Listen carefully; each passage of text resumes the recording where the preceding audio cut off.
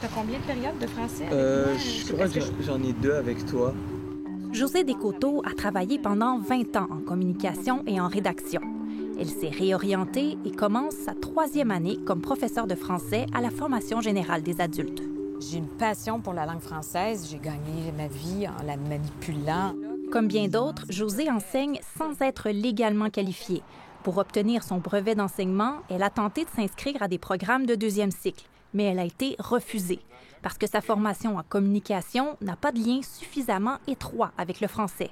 Je veux être formée, mais il y a des obstacles. Les portes des universités sont quasiment fermées ou blindées. Le chemin conventionnel pour obtenir le brevet en enseignement, c'est le baccalauréat de 4 ans.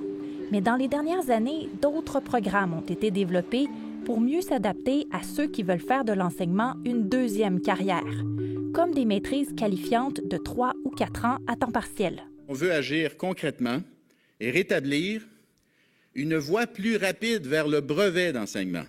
Et depuis peu, des programmes courts, comme des diplômes d'études supérieures spécialisées, des DESS, sont proposés pour ceux qui ont déjà de l'expérience dans le réseau scolaire. L'Université du Québec en Abitibi-Témiscamingue vient justement d'en démarrer un.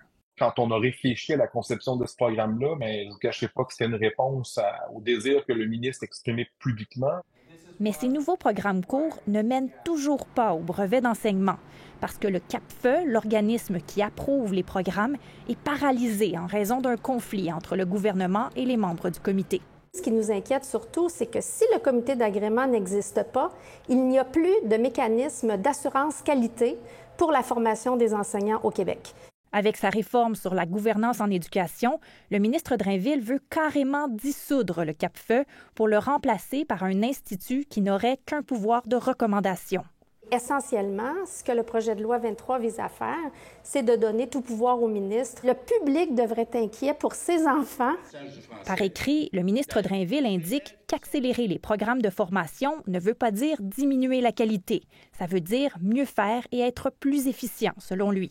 Pour nous, c'est vraiment essentiel d'être qualifié puis d'être super bien outillé pour les enfants. Mais même pour celles qui arrivent à intégrer un programme comme la maîtrise qualifiante, le parcours est éprouvant. Pour Myriam, Marie-Pierre et Raphaël, jongler entre le travail et les études est plus complexe que promis.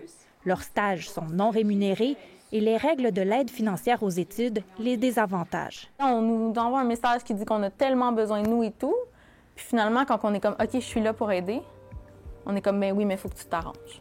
Arrange-toi, puis endette-toi. » Si j'avais le ministre Drainville devant moi, je lui dirais pourquoi est-ce qu'il facilite la vie autant aux enseignants non qualifiés et rendre la vie si compliquée et si difficile pour les enseignants qui veulent se former, qui veulent durer dans le temps, qui veulent donner toutes les chances possibles aux élèves. Je pense qu'ils méritent vraiment d'avoir des enseignants qui sont qualifiés. Ici Fanny Bussière-McNicol, Radio-Canada, Montréal.